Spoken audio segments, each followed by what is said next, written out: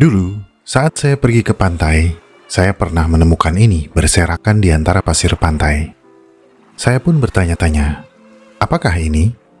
Apakah ini gigi? Tapi sepertinya ini terlalu tipis untuk gigi.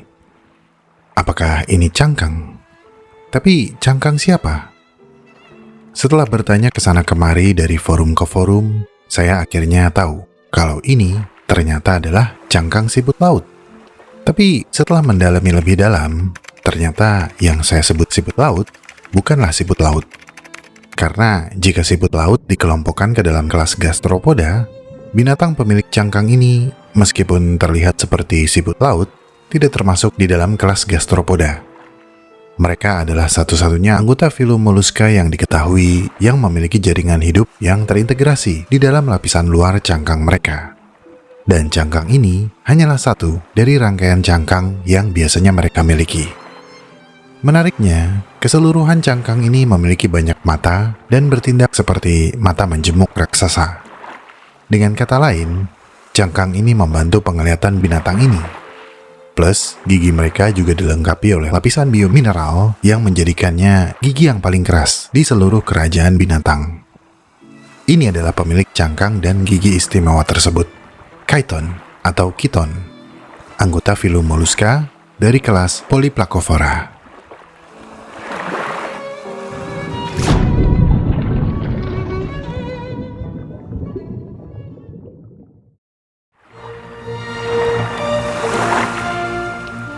Jika kamu pernah ke pantai saat sedang surut, ada kemungkinan kamu akan melihat Chiton.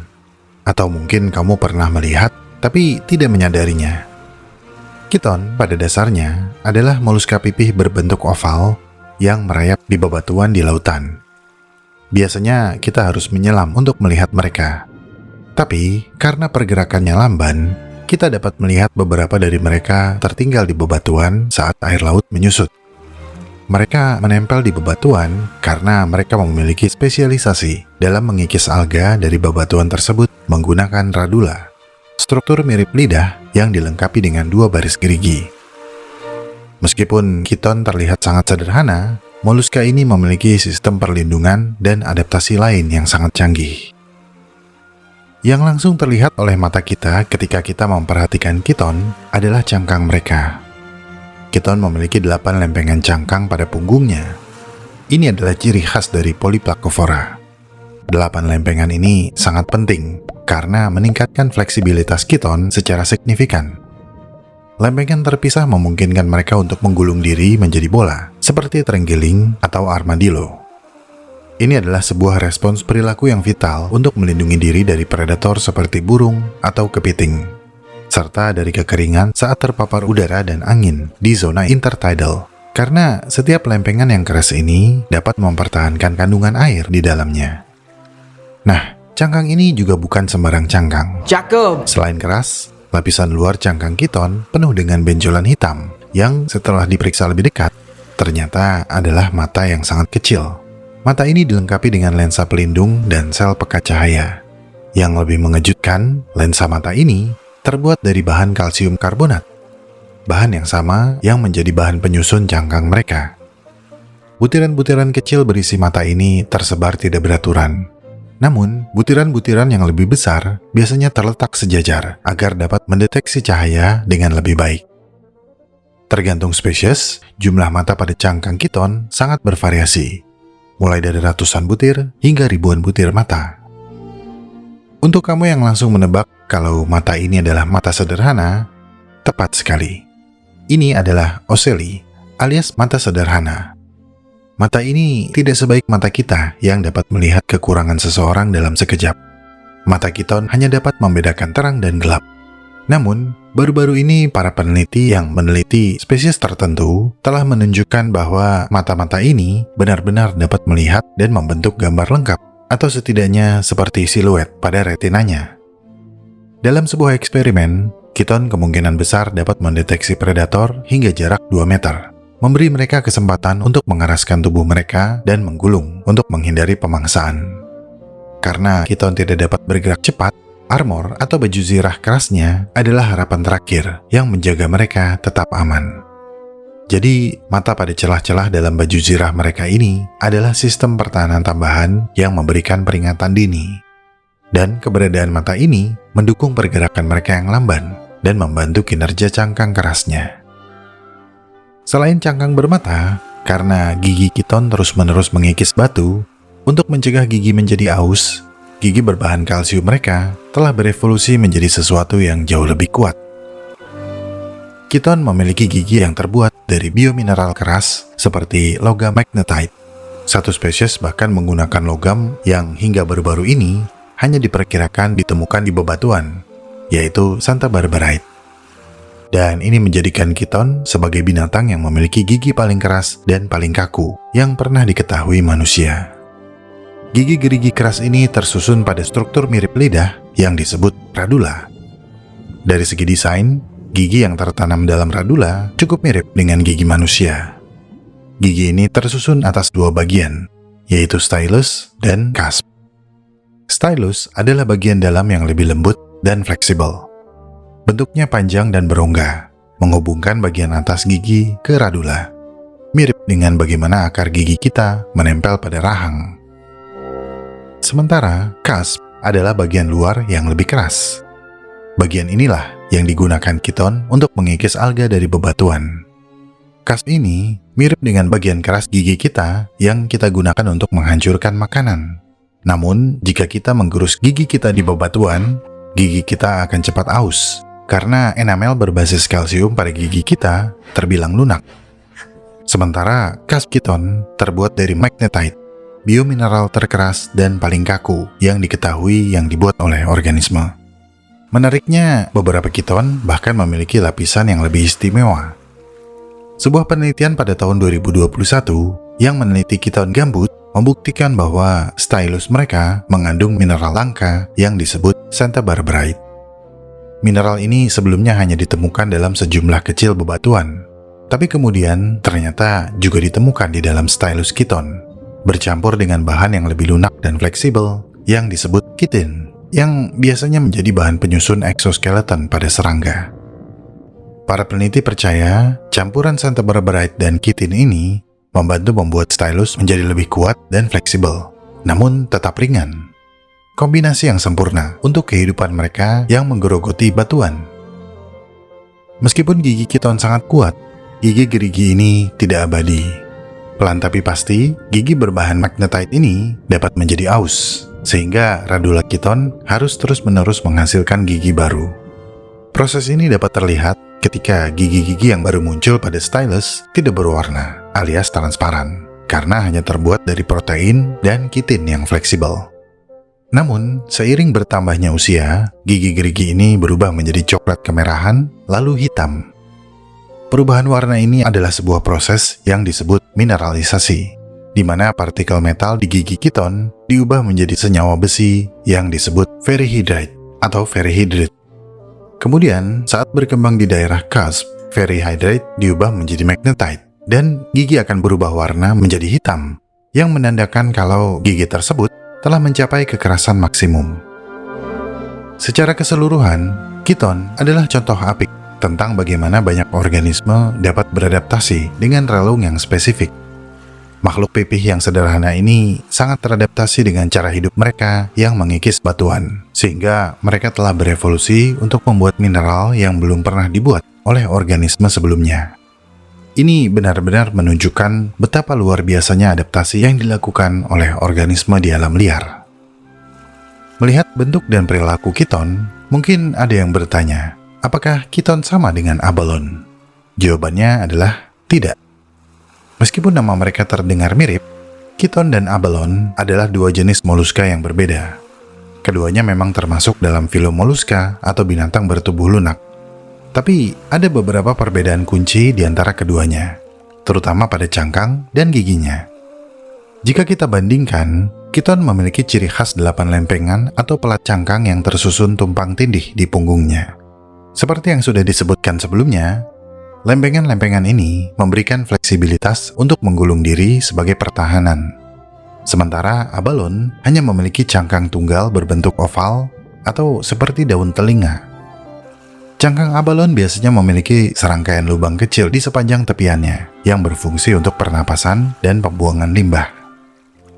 Dari bentuk tubuh, kiton dan abalon juga berbeda. Kiton umumnya pipih dan berbentuk oval memanjang, sementara bentuk abalon lebih bulat. Cangkangnya cenderung lebih tinggi atau melengkung dengan bagian bukaan yang lebar. Secara taksonomi, keduanya adalah anggota dalam filum Mollusca. Tapi kiton dikelompokkan ke dalam kelas Polyplacovora, sementara abalon dikelompokkan dalam kelas Gastropoda, sama seperti siput pada umumnya. Radula dan gigi mereka sudah jelas berbeda. Seperti yang baru kita bahas, kiton memiliki radula dengan gigi yang sangat keras, yang terbuat dari mineral seperti magnetite atau bahkan santabarbarite, karena mereka terus-menerus mengikis batu. Sementara abalon, meskipun juga memiliki radula untuk mengikis alga, tetapi komposisi giginya tidak setangguh dan seunik kiton. Mari kita perhatikan radula kiton yang terlihat dilapisi oleh mineral dibanding radula abalon yang terlihat biasa aja.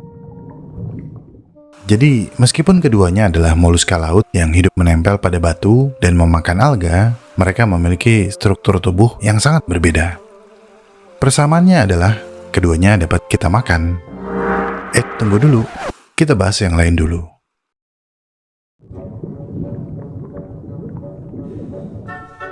Nama kiton berasal dari kata dalam bahasa Yunani kuno, chiton, yang merujuk pada sejenis pakaian atau tunik yang dikenakan oleh orang-orang Yunani kuno. Biasanya terbuat dari linen atau wool, tanpa lengan atau berlengan pendek, dan diikat di bahu. Para naturalis dan ahli taksonomi kemudian mengadaptasi istilah ini untuk menggambarkan moluska ini, karena cangkangnya yang pipih dan tersusun dari lempengan yang tumpang tindih menyerupai lapisan pakaian atau tunik yang menutupi tubuhnya. Jadi nama tersebut secara metafor menggambarkan bagaimana moluska ini mengenakan cangkang pada tubuhnya. Saat ini diperkirakan ada sekitar 900 hingga 1000 spesies kiton yang hidup di seluruh dunia. Namun baru sekitar 430 spesies termasuk fosil yang telah berhasil diidentifikasi. Dan ini menunjukkan keragaman yang signifikan dalam kelompok moluska yang sering diabaikan ini. Studi ilmiah formal tentang moluska ini telah dimulai sejak lama dalam sejarah taksonomi. Genus Chiton sendiri pertama kali dijelaskan secara ilmiah oleh Carl Linnaeus pada tahun 1758 dalam Systema Naturae. Ini menandai titik awal pengakuan kiton dalam sistem klasifikasi biologis modern. Selanjutnya, penelitian dan deskripsi spesies-spesies kiton terus berlanjut sepanjang abad ke-19 dengan kontribusi dari berbagai naturalis dan ahli zoologi di seluruh dunia. Menurut bukti fosil, kelas Polyplacovora adalah kelompok moluska yang sangat kuno. Fosil-fosil kiton tertua yang pernah ditemukan diduga berasal dari periode Kambrium atas, yang berarti mereka telah ada selama lebih dari 500 juta tahun. Mereka mudah dikenali karena memiliki bauplan atau desain tubuh yang relatif konservatif, yang artinya bentuk dasar tubuh mereka tidak mengalami banyak perubahan selama lebih dari 300 juta tahun. Minimnya perubahan tubuh ini sekaligus menunjukkan kalau desain tubuh mereka sudah begitu efektif untuk bertahan hidup di relung ekologi mereka.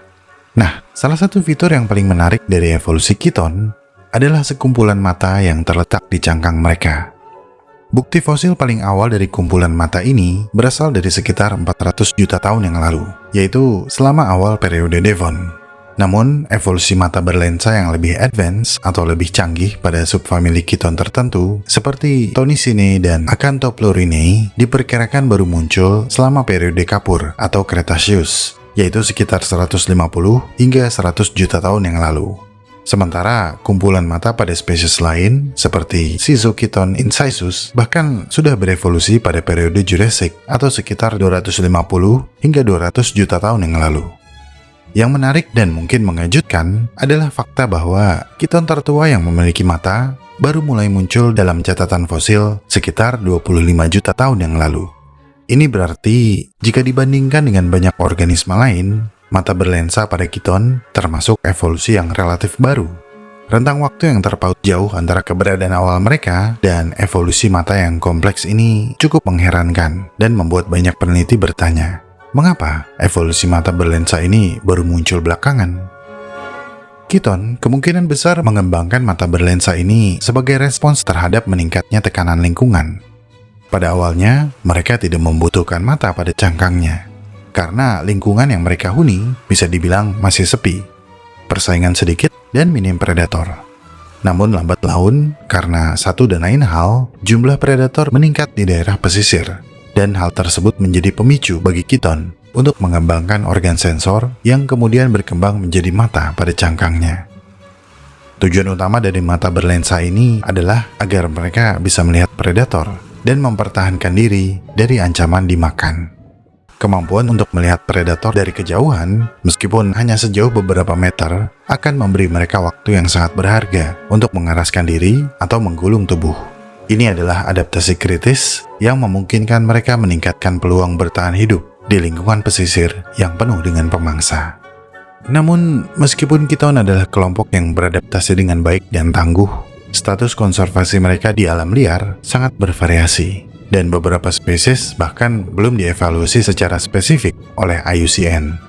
Ini berarti sebagian besar spesies Kiton tidak memiliki informasi yang cukup untuk membuat penilaian risiko kepunahan secara langsung atau tidak langsung berdasarkan distribusi dan atau status populasi mereka.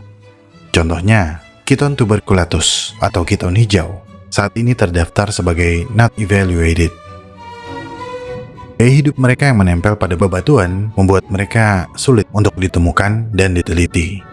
Namun secara umum, Kiton berpotensi terancam oleh dampak perubahan iklim global dan pemanasan laut, sama seperti organisme laut lainnya.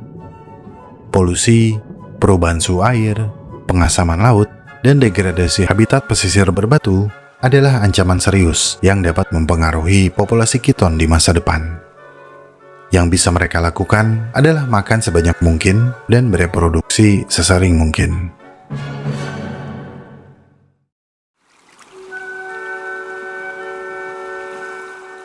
Kiton umumnya memiliki jenis kelamin terpisah, artinya ada Kiton jantan dan ada Kiton betina. Proses reproduksi mereka sebagian besar melibatkan pembuahan eksternal, tapi ini tidak mutlak dan ada beberapa pengecualian.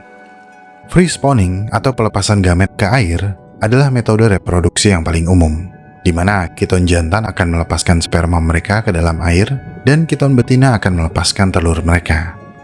Secara umum, gonad atau organ reproduksi Kiton terletak di depan jantung, dan gamet dilepaskan melalui sepasang pori-pori yang terletak tepat di depan anus.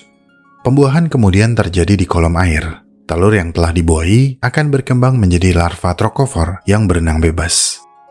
Larva ini biasanya tidak memiliki segmen dan ditutupi oleh struktur seperti rambut halus yang disebut silia. Setelah menghabiskan beberapa waktu berenang bebas, larva pada akhirnya akan menempel pada substrat dan mengalami metamorfosis menjadi Kiton muda yang menyerupai induknya. Sementara beberapa spesies Kiton diketahui melakukan pengeraman telur atau brooding. Dalam kasus ini, betina akan membawa dan melindungi telur yang telah dibuahi di dalam rongga mantel mereka yang disebut pallial groove. Telur-telur ini kemudian berkembang di dalam rongga ini hingga menetas menjadi Kiton muda yang sudah cukup berkembang. Beberapa spesies bahkan akan menetap di sana hingga mereka remaja. Ini sangat berbeda dengan spesies yang melakukan free spawning dan larvanya yang berenang bebas. Tonisia lebruni adalah contoh spesies Kiton yang mengerami telurnya hingga menetas dan menjadi remaja. Satu hal yang paling menarik dalam siklus reproduksi Kiton adalah perilaku homing atau homing behavior.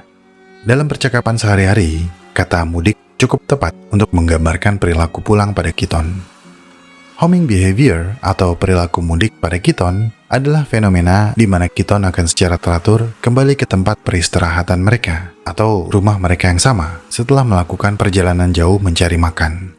Perilaku ini sering diamati pada beberapa spesies invertebrata yang hidup pada zona intertidal atau zona pasang surut laut. Perilaku ini membantu Kiton mengatasi variabilitas lingkungan di zona intertidal. Dengan kembali ke tempat berlindung yang sama, mereka dapat menemukan tempat yang aman dari predator, aman dari kekeringan saat air surut, serta aman dari gelombang arus yang kuat. Tempat mudik mereka seringkali berupa celah di bebatuan atau area spesifik di bawah bebatuan. Spesies kiton yang menunjukkan perilaku mudik ini umumnya aktif mencari makan pada malam hari alias nokturnal atau saat air pasang, mengikis alga mikroskopis dari permukaan batu menggunakan radula mereka yang kuat. Setelah selesai mencari makan, mereka akan kembali ke rumah mereka sebelum air surut atau sebelum siang hari tiba. Mekanisme pasti bagaimana kiton mampu melakukan perilaku mudik ini masih menjadi subjek penelitian, tapi beberapa teori telah diajukan, yaitu teori chemical trail atau jejak kimia, memori topografi, dan sensitivitas magnetik. Salah satu teori yang paling populer adalah bahwa kiton menggunakan jejak kimia yang ditinggalkan dalam lendir yang mereka sekresikan saat mereka berjalan dan berpindah tempat. Mereka kemudian dapat mengikuti jejak kimia ini kembali ke tempat asalnya. Teori lain menduga kalau kiton mungkin memiliki kemampuan untuk mengingat topografi area di sekitar rumah mereka. Mereka mungkin menggunakan organ sensorik atau mata sederhana yang mereka miliki untuk bernavigasi berdasarkan citra visual. Kemudian, ada juga bukti anekdotal dan beberapa studi eksperimental yang menunjukkan bahwa kiton mungkin memiliki sensitivitas terhadap medan magnet yang berpotensi membantu mereka dalam navigasi. Radula kiton yang mengandung mineral magnetik seperti magnetite memiliki peran penting dalam kemampuan mudik ini. Perilaku mudik ini adalah contoh adaptasi luar biasa yang lain yang memungkinkan kiton bertahan hidup di lingkungan pesisir yang dinamis dan seringkali keras.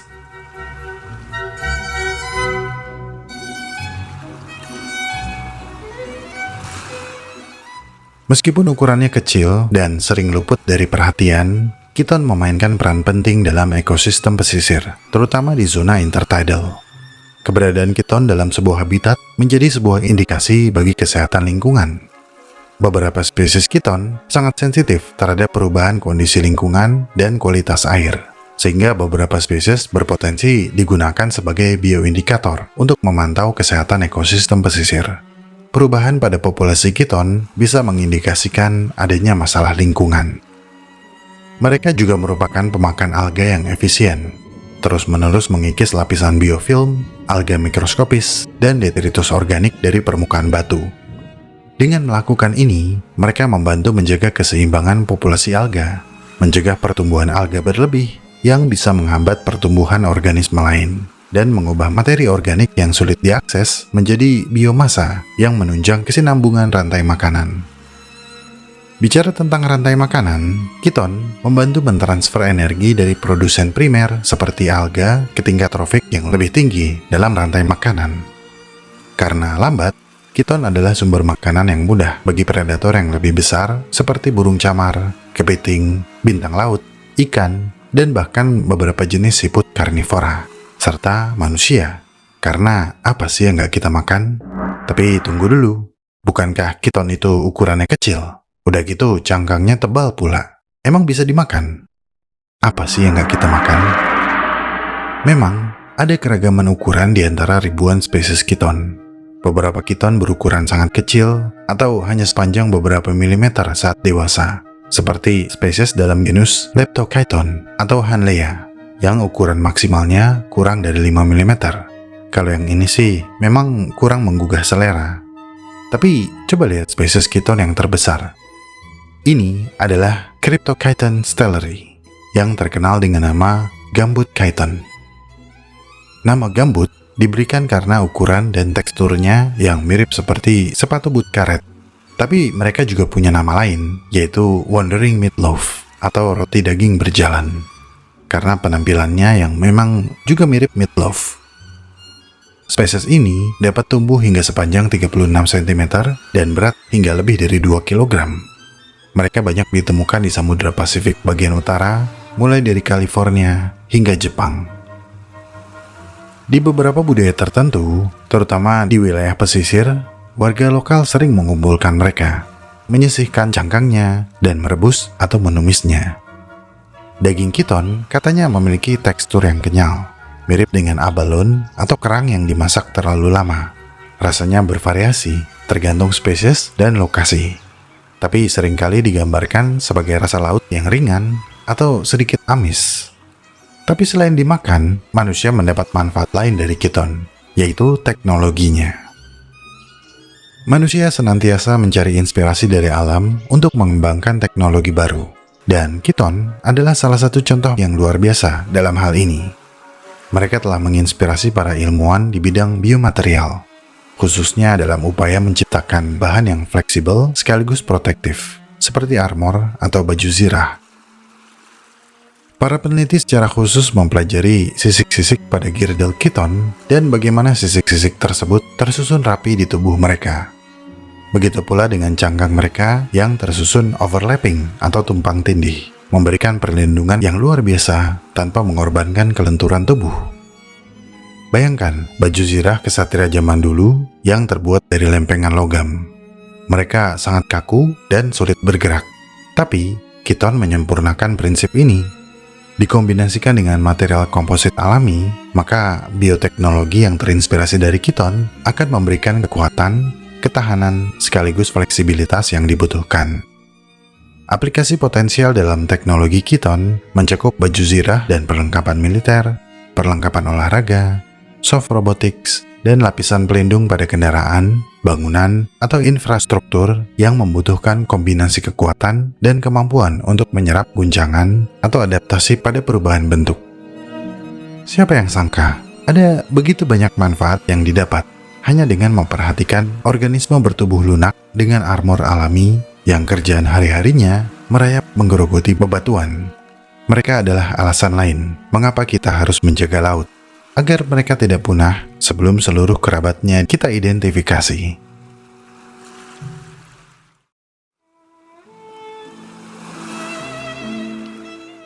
Dan sampailah kita di penghujung perjalanan kita mengenal si mungil nan tangguh, Kiton.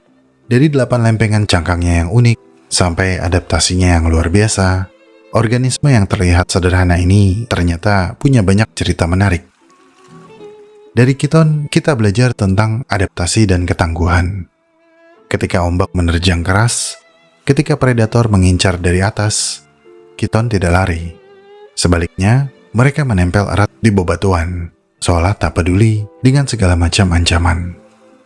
Dan dari balik lempengan-lempengan pelindungnya, Kiton melihat dunia dengan caranya sendiri, merasakan setiap getaran air dan perubahan suhu. Mengingatkan saya pada ketangguhan dan kegigihan sebagian masyarakat kita yang tak henti berjuang menghadapi tantangan dalam hidup, layaknya Kiton yang kokoh mempertahankan posisinya. Jadi, ketika nanti kamu melihat Kiton di pantai, ingatlah, mereka kurang lebih sama dengan kita. Sama-sama berjuang untuk hidup, sama-sama kecil, tapi sama-sama punya peran yang penting dalam ekosistem masing-masing. Semoga petualangan kita bersama Kiton ini membuka mata hati kita untuk terus belajar, untuk terus melihat, dan terus menempel pada komitmen kita untuk beradaptasi agar bisa tetap bertahan menghadapi perubahan zaman. Semangat!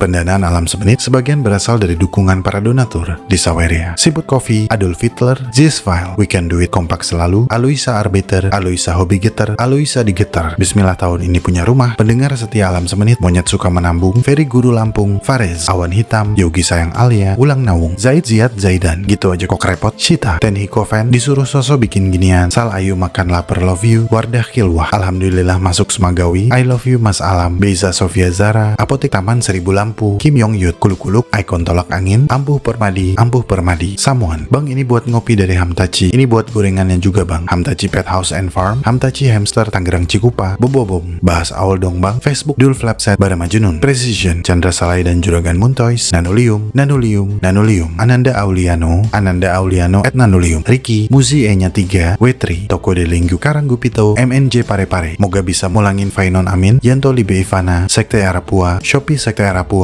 Grup Tele Sekte Arapua, Momomo Blue Shark di Shopee, teruslah tumbuh dan berguna, ceritakan terus tentang alam, kucing bersin, ER Digital Media, S. Widodo 17, Givanza Pamedaran, Jenny dan Joni, Guntur bukan sembarang Guntur, Yondak Tautnya Oktinyisi, Hans Kucing, Hai Octopus, Joko Aneh Bukus, calonnya Mbak Aul, Halo Aulia SB Semangat Magisternya, Sanjay Library, Rievo Firdausi, Agung Sedayu, Mimin Swag, Digna Septia, Meraki by Mari, Arif Pratama Ginting, Baitek, Randy Tanki, Night Silus, Martinus, Protosaurus 01, Fauzan Ristianto, Timalit Pro 23, Musafir Buta, Nai, M. Haris Al-Muhasibi, Yusuf Matinul, Azifatullah Priyanda Mazimko, dan Nunayan PP.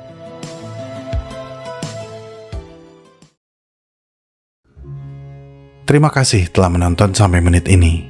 Saya sangat-sangat menghargai segala dukungan yang teman-teman berikan kepada Alam Semenit. Jika ingin tahu lebih banyak tentang subjek pembahasan dalam video ini, cek deskripsi video. Di sana teman-teman bisa menemukan segala jurnal, literatur, dan referensi saya dalam menyusun naskah. Jika suka dengan pembahasan dari Alam Semenit, like video ini dan share. Karena like dan share dari kamu akan membantu perkembangan channel ini. Ikuti perkembangan semua hal yang aneh, menjijikan, dan indah yang mengundang rasa ingin tahu kita semua. Sampai jumpa di video selanjutnya.